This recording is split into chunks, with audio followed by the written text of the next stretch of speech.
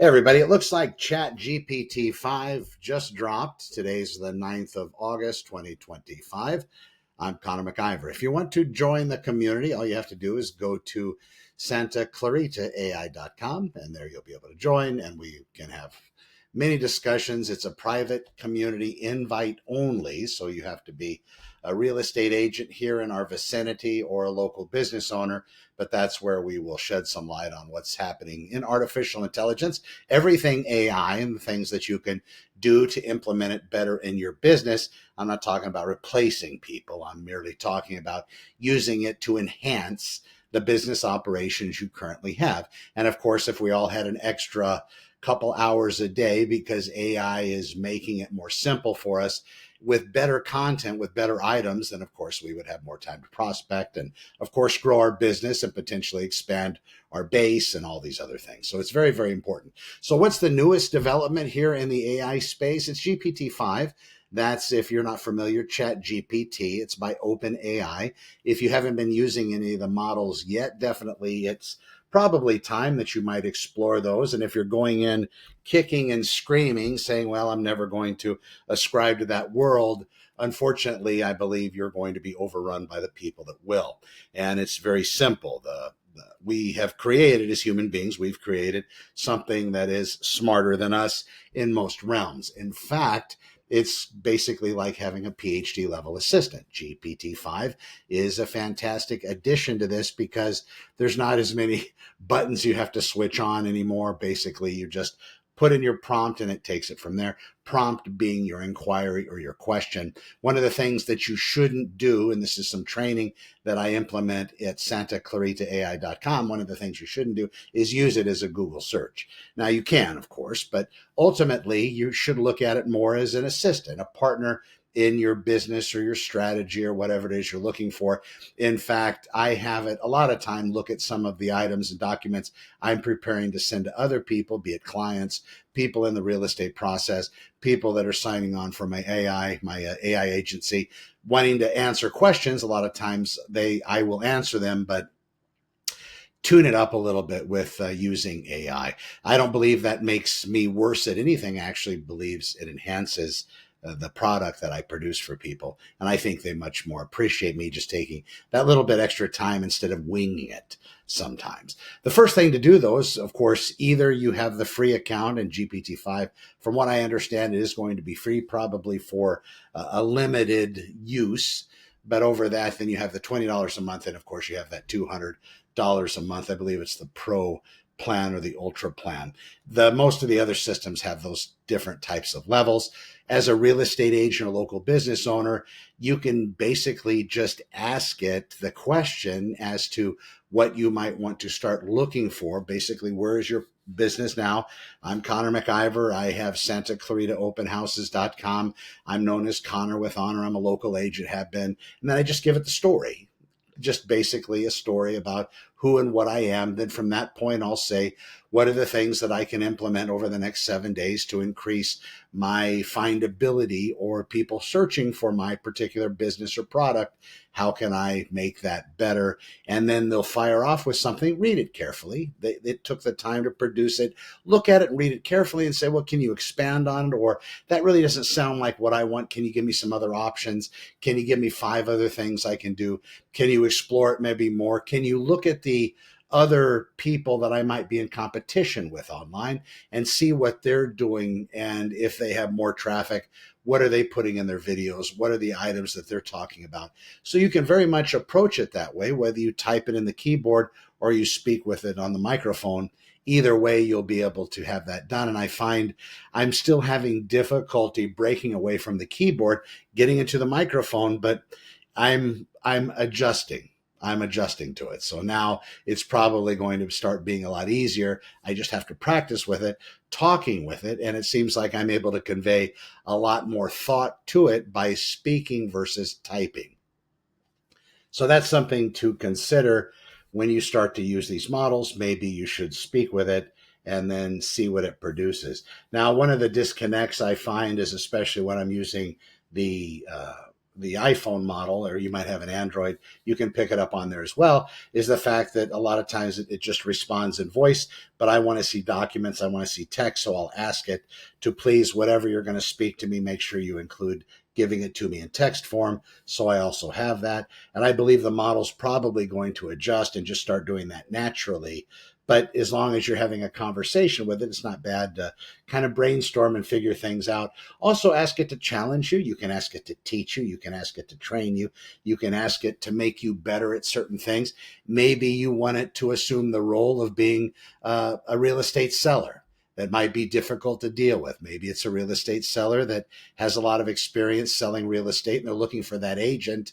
And maybe you are that agent that was able to get an interview with them. Ask the large language model, GPT-5 or ChatGPT, basically to act as that real estate seller and to have a conversation with you so you can overcome whatever objections that they might have when it comes to you being the listing agent of their house. Work it out that way. It's really fun. It really works well. And then from there, you can take a transcript of that conversation and then you can plug it into Notebook LM, for example, which is through Google. It's another system that basically teaches things. It does a great job, but you take that transcript and plug it into that. And then from there, you can have it generate an audio show, which are going to be a couple, a male and female is what it sounds like, going back and forth, discussing the information you put into that particular system.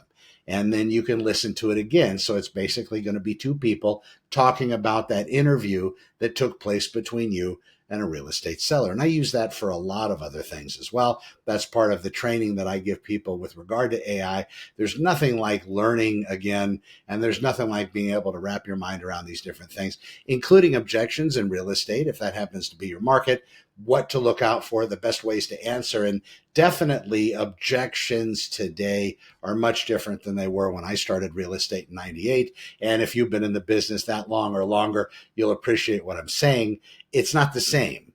People that are looking to buy residential real estate, transparency, even though it's a completely overused word, is huge in the business, where it's not BS transparency. It's actually you being real with somebody and actually being able to adjust to the way that they prefer to communicate. Some people don't want to communicate in person. A lot of people are more comfortable either on a Zoom video meeting or on text, believe it or not, which is very different from the way that I was raised, and maybe you, if you're somewhere in the same generation as I am. Other people, though, even the newer generations, they're very good with wanting to meet in person and speaking almost as if they've lacked that, and this is a good time to do it. Whatever way they want to work it out with you, then of course you will subscribe to that and do that. One of the things about these other systems as well, whether it's Grok or OpenAI, you can maybe jump around to different ones. I do know that GPT-5 is really going to be something, the overall desire for them is to be this all-encompassing AI, one that's a complete general model that you can plug anything into. You don't have to click any extra buttons as far as searching online or not searching online or doing deep research or any of those things. They want it so you just plug in what you're looking for, or you start your conversation with it, and it will then do the thing that most likely you would want done. But if it doesn't, if for some reason it comes back with something that you're not expecting or something that you didn't have that same alignment with, then you tell it. You basically explain to it, no, that's not what I wanted. I wanted this. A lot of times when I'm preparing content, I'm preparing for the shows that I put on, or I'm preparing for, speaking with clients, when I'm doing that preparation, especially when it comes to sellers trying to get their property priced correctly, when I'm dumping in a lot of real estate data into the large language model and then asking it to work up different things, a lot of times it's not giving me what I'm looking for. It's missing the point. So I have to go back and I have to continue to change what I'm asking for. And then, the third, fourth, or fifth time, usually it comes out pristine, everything that I've wanted. And I have to do this in a lot of different ways if I wanted to change some code. A lot of times you see, for example, if you go to Santa Clarita openhouses.com to the homepage, there's a place to put that video. So if I plug in the video into the website just with the HTML embed code that it gives me, and I plug it in there, it's rendering across the entire screen. It doesn't look good. And when I go to a mobile viewing of it, then it cuts off the video down to basically a sliver. So even though the video is embedded at 100% adjustable and responsive, it's still not doing it because there's some kind of an issue with my website provider, just the way that it's structured. So then I take that embed code, I'll plug it into GPT-5 and I'll say, listen, here's a screenshot of the problem. I want you to change the code. I want this video to be embedded, but I want it to be adjustable on all platforms. And now I look at it, and then it has a specific space for it. So it's not completely overwhelmingly all across the page. It's in a smaller format, but it is still responsive. It is still adjustable. And when I look at it on a mobile site, it looks perfect. So these are some of the things you can do. You can also ask it to prepare for you some kind of a web application. I was working on one yesterday that I'll be releasing, talking about real estate commissions and costs, where it's basically a real estate commission and cost calculator that people will be able to use to figure out what the commission would be at whatever their agent's saying that they're going to work for them for, and then what that would look like if in fact they're going to use them, the same buyer's agent, if they're going to pay that commission, if they're not going to pay the commission, and whatever they're going to pay their agent, then with typical escrow costs and title costs, and then also lender's fees, if it happens to be the buyers that are trying to look at their closing costs and what it costs to buy residential real estate. You can do all sorts of things with it. So that's one of the other ones I would do as well. But to have it compare and contrast other businesses in your world, that's also helpful. What I do with new clients when I'm talking to them, and they're interested in, let's say, agentically preparing their business, getting AI ready to work on whether it's a voice call system with AI, whether it's a website chat widget with AI, whether it's having their CRM, reputation management, nurturing past sales, these sorts of things.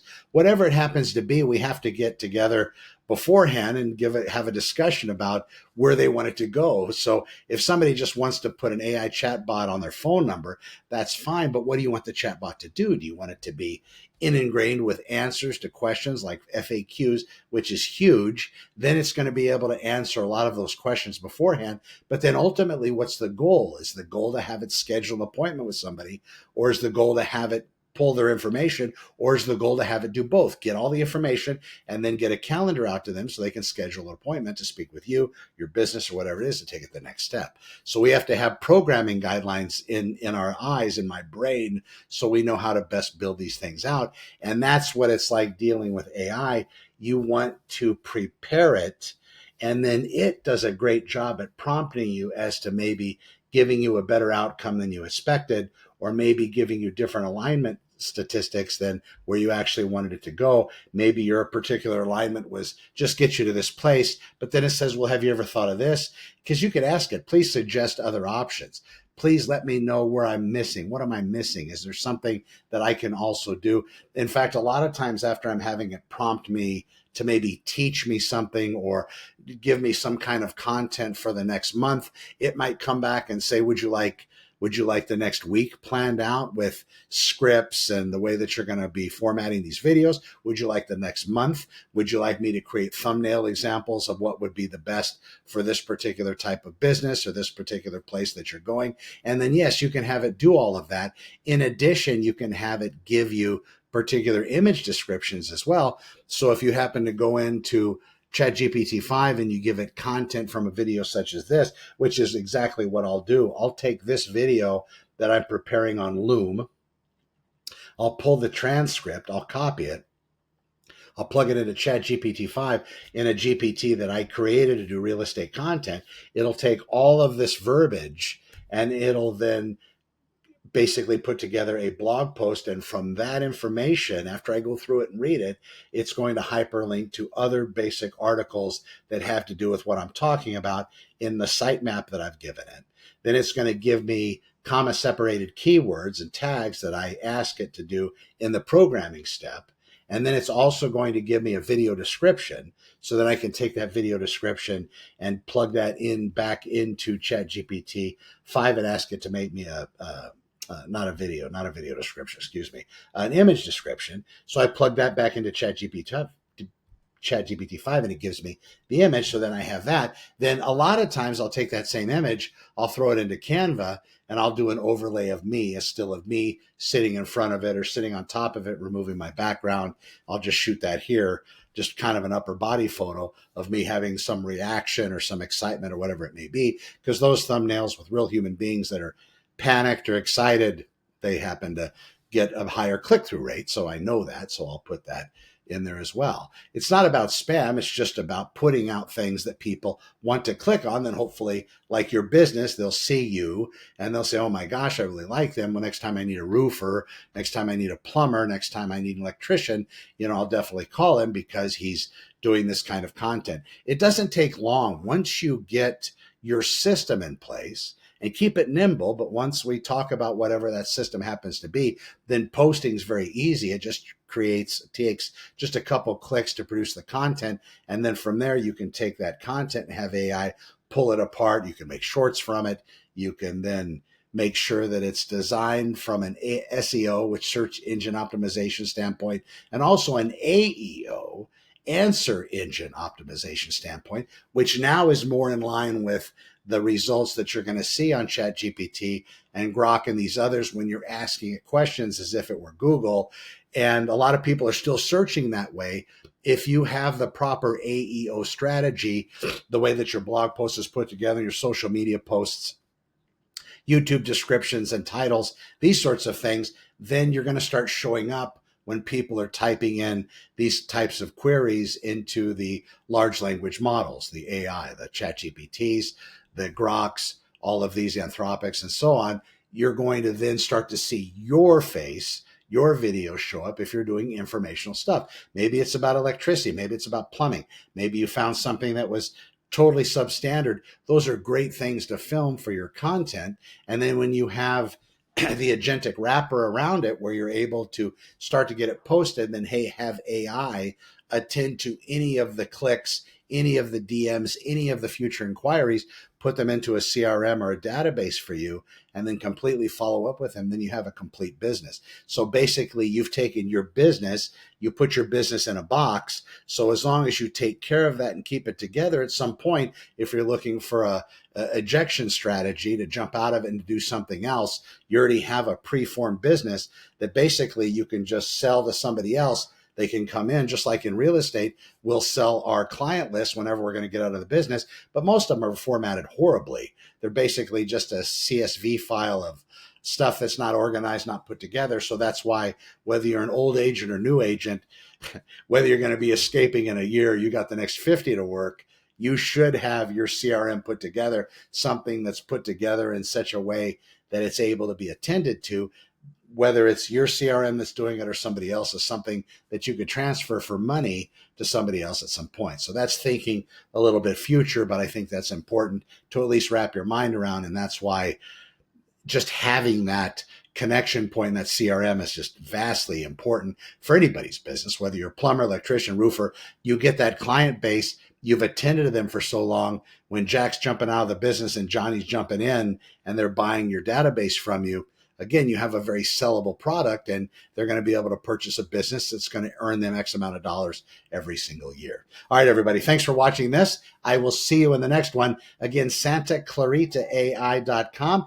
It's a free source. It is a community. It talks about AI here in the Valley and how I implement it, and then how we can basically commune and understand how it works and the best ways to either keep ourselves safe from it and also incorporate it into our businesses. Take care, everybody. I'll see you in the next one. Connor with Honor, over and out.